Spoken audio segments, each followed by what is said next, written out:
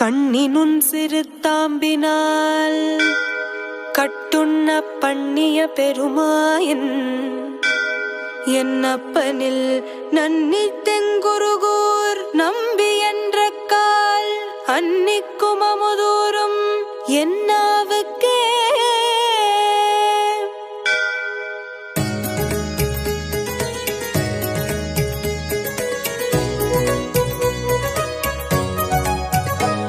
குலாபரணாவை காசி விசாக அருமறை தமிழ் தரும் குருகோர் மாறா திருமகள் பரிந்திடமாய் பதமடைந்தே இருவரு நடிகனாய் விளங்கிடும் தலைவா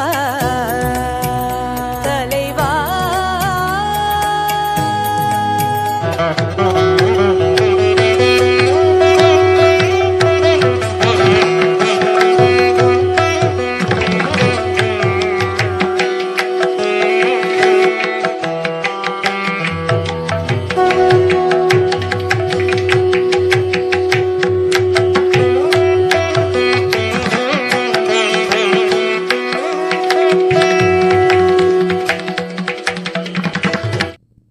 உதய காலத்திலே நாம் எல்லோரும் எழுந்திருந்து பகவானை ஹரி ஹரி ஹரி ஹரி ஹரி ஹரி என்ற திருநாமத்தால் தினந்தோறுமே நாம் ஜபம் செய்கிறோம். காலையில எழுந்தவுடனேயே எம்பெருமானை நாம் இந்த நாமத்தால் தானே வணங்குகிறோம். ஆழ்வார் சொல்லுகிறார், கஜேந்திர ஆழ்வான் அன்றைக்கு ஆதி மூலமே உன்னை கூப்பிட்ட பொழுது ஓடோடி வந்து காப்பாற்றினாயே. இன்று எத்தனை பேர், எத்தனை ஆசிரிதர்கள் உன்னுடைய திருவாயிலுக்கு வெளியே வந்து கேசவா, மாதவா, ரங்கநாதா, கிருஷ்ணா, புவனசுந்தரா என்று எப்படியெல்லாம் நாங்கள் கூவுகிறோம். நீ வந்து காப்பாற்ற கூடாதா? நீ வரமாட்டாயா? உண்மையில் நாம் பகவானை நோக்கி கூப்பிடும் பொழுது பிராட்டியினுடைய அனுகிரகம் நம்மை வந்து சேரும். ஆனால் அந்த பிராட்டியின் அனுகிரகம் நம்மை எப்படி வந்து சேரும் தெரியுமா? அவளுடைய கருணா கடாட்சத்தினால் நமக்கு ஆச்சாரிய சம்பந்தம் ஏற்படும். அந்த ஆச்சாரிய சம்பந்தத்தால தான் ஒரு ஜீவனுக்கு எம்பெருமானுடைய திருவடி தரிசனம், திருவடி நிழல், சரணாகதி பண்ணக்கூடிய ஒரு பிரபன்னன் அப்படின்ற ஒரு நிலை ஒரு ஜீவனுக்கு அப்பதான் கிடைக்கிறது. அப்போ எல்லாத்துக்கும் மூல காரணம் பெரிய பிராட்டி. அதனாலதான் புருஷ காரணத்தை நாம் அடைகிறோம். அதுபோல ஸ்ரீமன் நாதமுனிகளுக்கு இந்த பாக்கியம் கிட்டியுள்ளது. நம்முடைய பெரிய பிராட்டியினுடைய திருவருள் இல்லை அப்படின்னா திவ்ய பிரபந்தம், ஸ்ரீமன் நாராயணன் ரெண்டும் வேற வேற இல்லையே. பகவானை பற்றி போற்றி பாடக்கூடிய பாடல்களாக இருக்கட்டும், அது ஸ்ரீமத் பாகவதமாக இருந்தாலும் சரி, கீதையாக இருந்தாலும் சரி, அதையெல்லாம் நாம் நினைக்கும் பொழுதே பகவானின் திருநாமத்தை ஜபிப்பதற்கு சமமாகிறது. அவருடைய லீலா வினோதங்கள் என்று தனியாக ஒன்றை நினைவு கூர்ந்து அனுபவித்தால்தான் அதற்கு பலன் அப்படின்னு பலனை உத்தேசிச்சு பிரார்த்தனை செய்யக்கூடியவர்கள் வைஷ்ணவர்கள் கிடையாது. இங்க பலன் அப்படின்ற ஒரு விஷயமே கிடையாது. அது வெகுமதியால கொடுக்கப்பட்டது, வெகுமதியால கொடுக்கப்பட்டது. ஸ்ரீமன் நாதமுனிகளுக்கு பெரிய பிராட்டியினுடைய அனுகிரகம் இருந்ததனால்தான் அவர் உண்மையிலேயே யோகா அது போன்ற நிலைகளில் மிகவும் கை தேர்ந்தவர். அஷ்டாங்க யோகத்தையும் கைவர பெற்றிருந்தவர். யோகம் என்பது பகவானின் திருவடியை அடைவதற்கே. ஈஸ்வர பக்தி இல்லாமல் யோகம் செய்து என்ன பயன்? ஈஸ்வர பக்தி மிகவும் முக்கியம் அப்படின்னு பதஞ்சலி மாமுனிவரே யோக சூத்திரத்துல சொல்றார். ஈஸ்வர பக்தி முக்கியம்பா, ஈஸ்வர பக்தி இல்லாம யோகாபியாசம் செய்ய முடியாது. ஈஸ்வர பிரணிதானாத்வா, இது யோக சூத்திரம், பதஞ்சலி மாமுனிவரே சொல்றார்.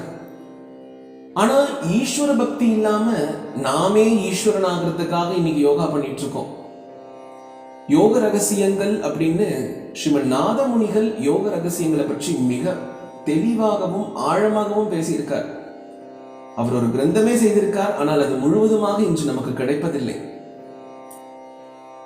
ஆனால் ஸ்ரீமன் நாதமுனிகளுடைய எழுந்தருளி இருந்த காலத்துல அவர் அனுபவிச்ச உயர்ந்த வஸ்து இந்த திவ்ய பிரபந்தம் அப்படின்றதுக்கு ஒரே ஒரு சான்று இருக்கு.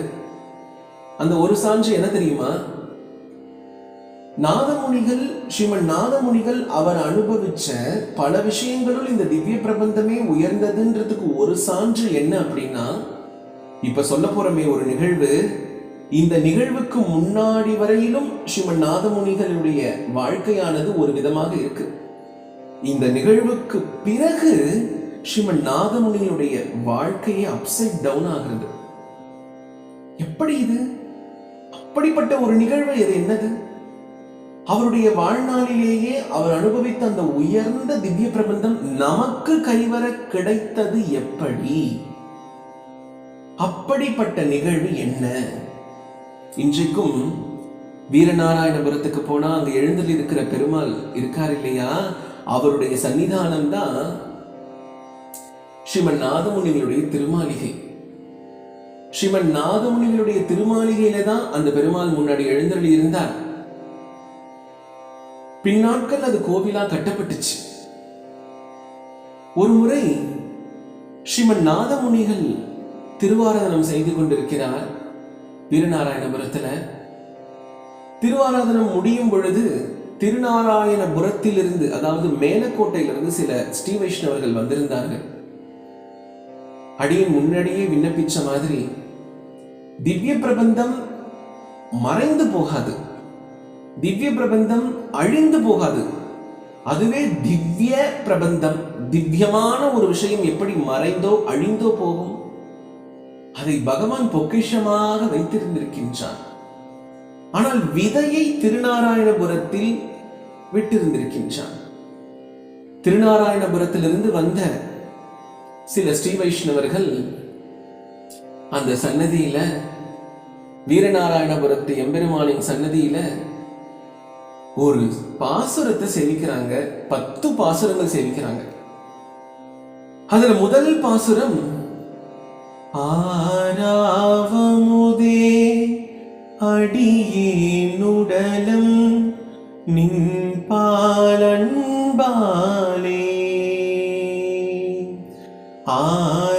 ஆராவமுதே அடியேனுடலம் நின்பாலன்பாயே,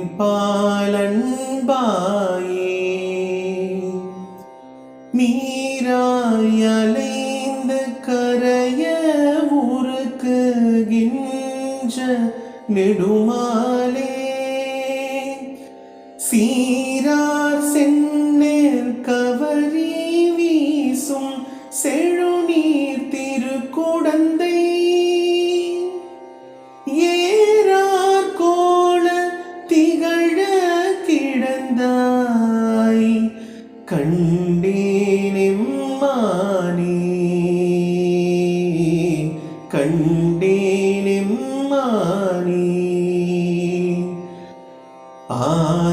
ஆராவமுதே அடியேனுடலம் நின்பாலன்பாயே, நீராயலைந்து கரைய உருக்கு கின்ற நெடுமாலே. 10 பாசுரங்கள். அதில் முதல் பாசுரம் ஆராவமுதே, நம்மாழ்வாருடைய பாசுரம் இது. நம்மாழ்வார் சாரங்கபாணி சுவாமியிடத்தில் சரணாகதி பண்றார். முன்னாடியே வானமாமலை சுவாமியிடத்தில் சரணாகதி பண்ணார். அந்த தெய்வநாயக சுவாமி திடீர்னு ஆறாவமுதனா மாறி வந்து நிற்கிறார். இப்படி மாறி போய் நிற்கிறீரே, எத்தனை முறை நாம் சரணாகதி செய்வது அப்படின்னு நம்மாழ்வார் நினைக்கல. ஏன் இப்படி மாறி மாறி நின்ன உடனேயே அவர் போடக்கூடிய பதம் ஆறாவமுதே. கண்ணா, நீ எவ்வளவு பெரிய ரூபத்துல, எந்த விதமான ரூபத்துல நீ வந்தாலும் சரி, எனக்கு நீ சலிக்கவே மாட்ட. நான் மீண்டும் மீண்டும் உன்னதான் சரணாகதி செய்வேன். உன்னை சரணாகதி செய்வதனாலேயே எனக்கு ஏற்படுகின்ற அனுபவமானது என்னன்னு நான் சொல்ல முடியும். ஆனா உன்னை விட்டா எனக்கு யார் இருக்கா? ஈடு வியாக்கியானங்களை எல்லாம் எடுத்து நாம் சேவிக்கும் பொழுது அற்புதமான அனுபவம் நமக்கு ஏற்படும். நீ எனக்கு கொடுத்த இந்த காட்சியில நான் உருக்குலைஞ்சு போய் நிற்கிறேன். ஏன்? அமுதமா இருக்கே உன்னுடைய காட்சி, உன்னுடைய திருக்காட்சி அமுதமா இருக்கு. இப்ப நான் கொடுத்த இந்த திருநாமத்திற்கு ஏற்றாது போலவே ஆறாவமுதே, எவ்வளவு அனுபவிச்சாலும் அழுக்காத திகட்டாத உன்னுடைய ரூபம், உன்னுடைய ரூபத்துல நான் லயிச்சு போய் இப்படியே பக்தி பண்ணி பக்தி பண்ணி பக்தி பண்ணி இந்த ஒரு நிலைமைக்கு வந்திருக்கனே. என்னைக்குமே ஆத்ம தர்மத்தை பண்ணும் பொழுது நாம் இந்த உடல் இல்லைன்ற ஒரு நியதிக்கு உட்பட்டு செய்யணும். ஆனா என்னுடைய உடலானதே இப்பொழுது அன்பாக உருகி உன்பால் கரைகின்றது. இங்க ஆத்ம தர்மம் அப்படின்ற ஒரு கோட்பாடுக்குள்ள என்னுடைய உடலும் சேர்ந்துருச்சுப்பா. அவ்வளவு எளியவனாய் எல்லாருக்கும் கிடைக்கிற நீ எனக்கு கிடைக்க மாட்டியா? ஆனா உண்மையிலேயே எம்பெருமான் நம்மாழ்வாரை இப்படி பாட வச்சதற்கான காரணம் என்ன அப்படின்னா, யாராவது ஒரு விஷயத்த சொல்ல வரும் பொழுது அந்த விஷயத்தினுடைய கருவை ஒன்று நடுவிலோ அல்லது கடையிலோ வைப்பார்கள். எப்பொழுது தெரியுமா? ஆரம்பத்திலேயே வைப்பார்கள். அவர்களுடைய ஆவல் பொறுக்க முடியாமல் இருக்கும் பொழுது ஆரம்பத்திலேயே வைப்பார்கள். இங்கு எம்பெருமான் எப்படிப்பட்டவன் என்பதை கூறுவதற்கு ஆவலாக இருந்தபடியால் ஆழ்வார் முதலிலேயே பதத்தை வைக்கிறார். ஆறாவமுதே, என் ஆறா அமுதே அப்படின்னு இந்த பதத்தை முதல்ல வைக்கிறார். இன்றைக்கும் ஆறாவமுதன் திருக்குடந்தையில எழுந்திருக்கக்கூடிய அழகை பார்க்கும் பொழுது, சேவிக்கும் பொழுது ஆச்சரியமான சேவை அது. ஒரு தாய் காலையிலேயே ஏதோ ஒரு பணிக்காக வீட்டை விட்டு சென்று விட்டால் குழந்தையை தனியே விடுத்து அந்த தாய் வீடு திரும்பியவுடன் அந்த குழந்தையானது தாயை போய் ஓடி போய் கட்டிப்பிடித்து விடாது. இது ஒரு ரகம். ஓடி போய் கட்டிப்பிடித்து விடாது. அம்மா சொல்லுவா, நான் உன்னை பார்க்க வந்துட்டேன் பத்தியா, இந்த பாரு உனக்காக இதெல்லாம் வாங்கிட்டு வந்திருக்கேன், இதெல்லாம் நீ சாப்பிடு. ஏன் நீ காலையில் என்னை விட்டுட்டு போன? ஏன் என் கூட நீ பேசல? நான் இங்க தனியா இருப்பேன்னு உனக்கு தெரியாதா? உன்னை விட்டுட்டு என்னால இருக்க முடியாதுன்றது எனக்கு தெரியாதா? இந்த குழந்தைக்கும் ஓடி போய் அம்மாவை கட்டிக்கணும்னு ஆசை. ஆனா இந்த ஒரு விதமான உறவு எதை காண்பிக்கிறது அப்படின்னா, ஓடி போய் கட்டிப்பிடிக்காம அம்மா கிட்ட ஒரு விரோதம் போல, கண்டும் காணாதது போல ஒரு செயலை அங்கு செய்து மேற்கொண்டு அம்மாவிடத்தில் இருக்கக்கூடிய அந்த பாசத்தை அந்த குழந்தை அதிகப்படுத்துது இல்லையா? அம்மாவுக்கும் அந்த பாசம் அதிகமாகுது இல்லையா? அது போல இங்க எம்பெருமானுக்கு நம்மாழ்வாரிடத்தில் அதீத பாசம். இவர் நாயக்கி பாவத்துல பெருமாளை பாடும் பொழுது இவர் உடனடியா போய் எம்மா ஆழ்வானே எம்மை வந்து அடையும் அப்படின்னு அணைச்சுக்கணும்னு ஆசை. ஆனா இவர் திவ்ய தேசமா எண்ணற்ற ரூபங்கள்ல எழுந்தருளி இருக்கிறதுனால எல்லா பெருமாளும் போட்டி போட்டுக்கிறாங்க, எம்மையும் கொஞ்சம் பாடிடட்டுமே. உங்களை பாடிட்டாரா சுவாமி? ரொம்ப சந்தோஷம். அப்படியே எங்களையும் கொஞ்சம் பாடிடட்டும்னு ஒவ்வொரு ரூபத்திலையும் அதே எம்பெருமான் கண்ணன் வெவ்வேறு ரூபத்தில் வந்து நிற்கிறான் நம்மாழ்வார் முன்னாடி. இது எதை காட்டுகிறது? ஆழ்வாரே, உன் நாவின் இன்சுவையை யாம் சுவைக்க வேண்டாமோ அப்படின்னு ஆறாம் அமுதனுக்கு எந்த அமுதம் சலிக்கவே சலிக்காதோ அந்த அமுதனுக்கு அமுது எது? ஆழ்வாருடைய இந்த அழகான தமிழ் சொற்கள். இதை அனுபவிக்கிறதுக்காக ஆறாம் அமுதன் கண்டும் காணாதது போல படுத்திருக்கார். எங்க? நம் திருக்குடந்தையில, கும்பகோணத்துல. இன்னைக்கும் போய் சேவிக்கும் பொழுது கண்டும் காணாதது போல இருக்கும் அந்த கோலம். அது யாருக்கான கோலம்? நம்மாழ்வாருக்கான கோலம். அதான் சொல்றார், நான் நீராய் அலைந்து கரைய என்னை இப்படி உருக்கி வச்சுட்டிய நெடுமாலே, இங்க உயர்ந்த உயர்ந்து நிற்கக்கூடிய எம்பெருமான், உயர்ந்து உறங்கக்கூடிய எம்பெருமான் அப்படின்றது மட்டும் அர்த்தம் கிடையாது. உமக்கும் எனக்கும் நடுவில் இருக்கக்கூடிய இந்த உறவானது, இந்த தூரமானது சற்று நெடிய தூரமா இருக்கு. இது தேவையா நமக்குள்ள அப்படின்னு ஆழ்வார் மறைமுகமா ஒரு கேள்வி வைப்பது போல இருக்கும். சீரார் சென்னல் கவரி வீசும் செழுநீர் திருக்குடந்தை. சீரார் சென்னல், சாரங்கபாணி கோவிலை சுற்றி இருக்கக்கூடிய எல்லா வயல்வெளிகளிலும் இருக்கக்கூடிய செந்நெல்லானது உயர்ந்து நின்று அப்படி மேலும் கீழுமாக தலையாட்டுறதான். எதற்காக தலையாட்டுது? ஆஹா, அந்த ஆறாம் அமுதனுக்கு அமுதமாக நாம் போக போகிறோமே, அவனுடைய திருவயிற்றில் நமக்கும் இடம் கிடைக்க போகின்றது என்று அந்த நெற்பயிர்களுக்கெல்லாம் சந்தோஷம் உண்டாயிற்று.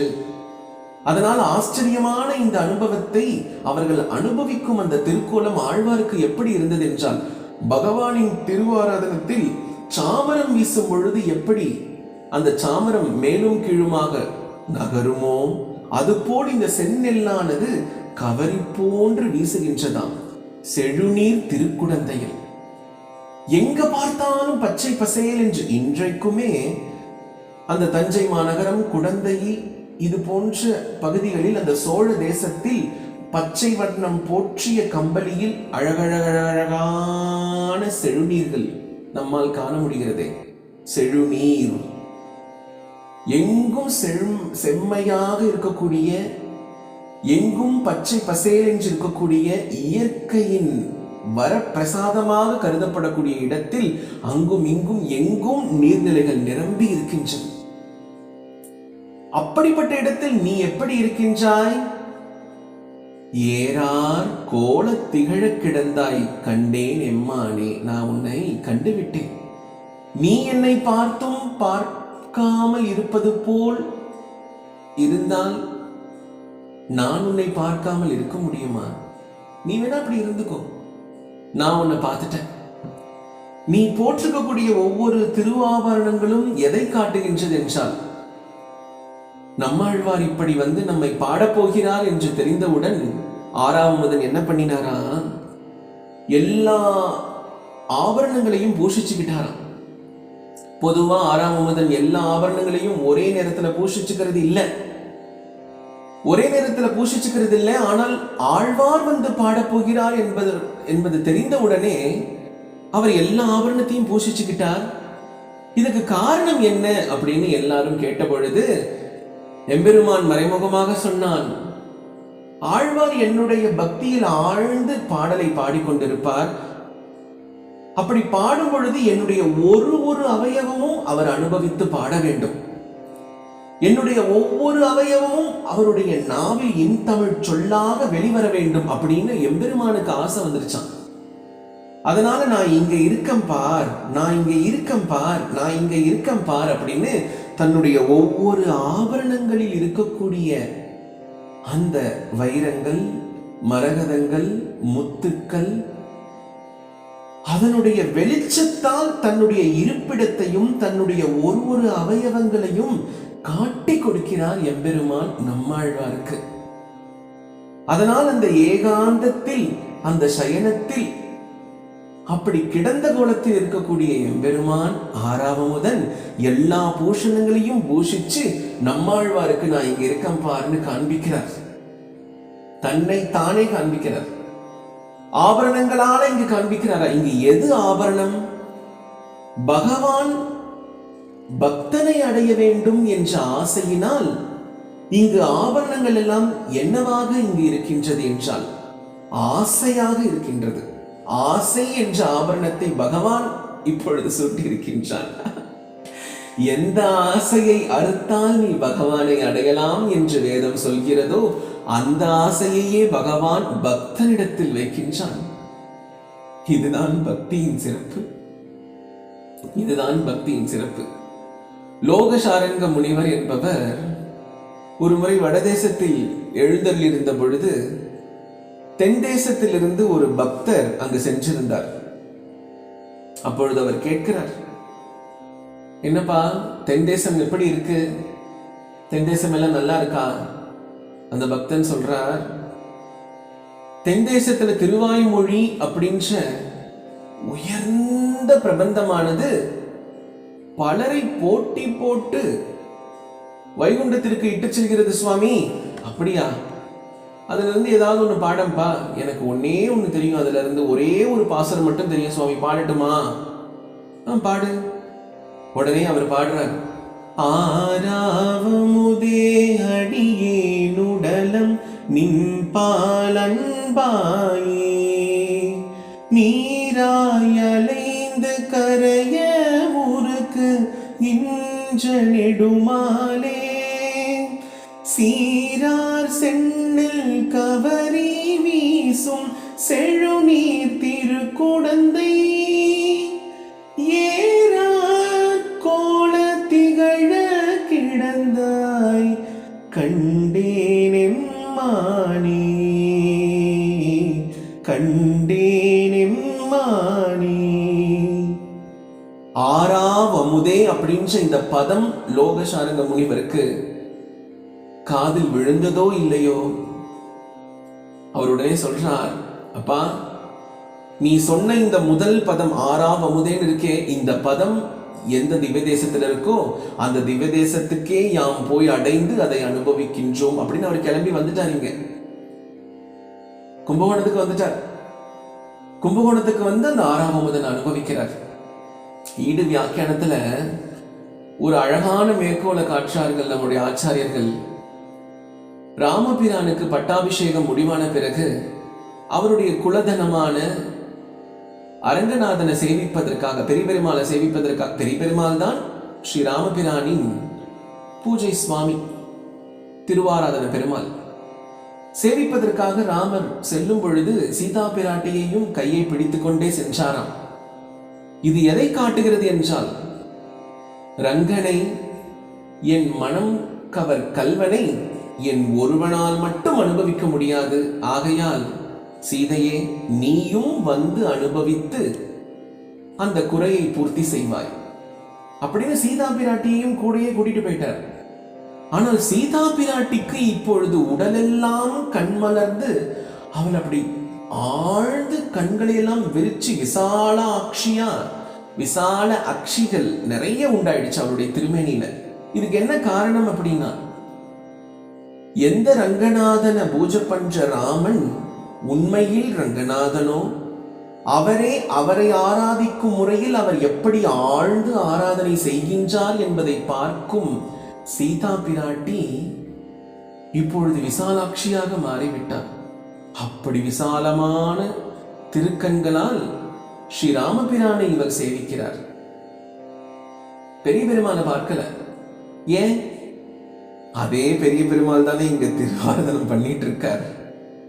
அவருக்கு எப்படி திருவாராதனம் பண்ணணும்ன்றத அவரே காட்டுவது போல, பகவானை எப்படி மனமுருக பாடி பக்தி செய்து அவன் திருநாடை நாம் அலங்கரிக்க வேண்டும் என்பதற்கு அவனே இங்கு திருக்குருகூரில் அவதரித்து திருவதாரம் செய்து இது போன்று திவ்ய தேசமாக பாடுகிறார். யார்? சாக்ஷாத் நம்மாழ்வார் சடகோபன். இந்த பாசுரத்தை எல்லாம் கேட்ட உடனேயே ஆறாவமுதன் அவரை தன்னுடைய திவ்ய தேசத்திற்கு அழைக்கிறார். அதற்கு முன்னாடி அந்த ஸ்ரீ வைஷ்ணவர்கிட்ட போய் கேட்கிறார், சுவாமி இவ்வளவு நல்லா இருக்கே இந்த பாசுரங்கள் எல்லாம், இதெல்லாம் பாடினது யார்? இந்த பாசுரத்தை எங்களுக்கும் கொஞ்சம் சொல்லிக் கொடுங்க. கண்டிப்பா உங்களுக்கும் நாங்க பாடம் பண்ணி வைக்கிறோம்.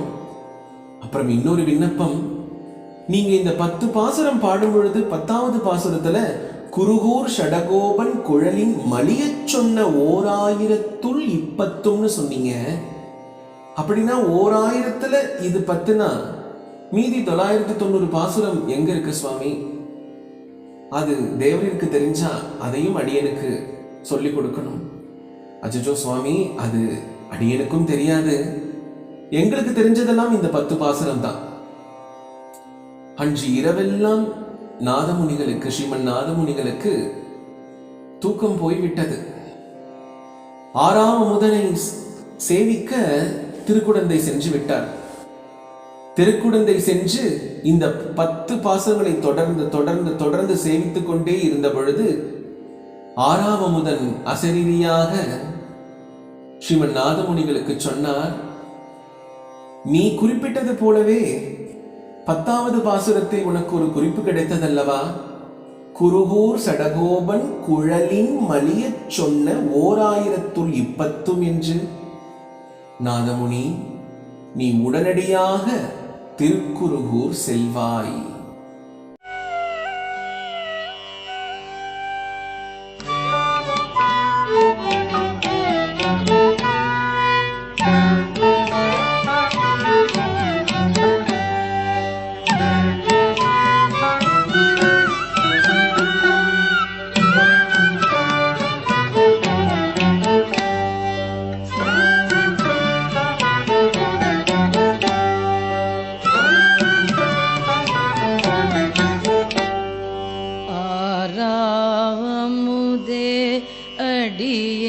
அடியேனுடலம் நின்பால் அன்பாயே. ஆறாவமுதே அடியேனுடலம்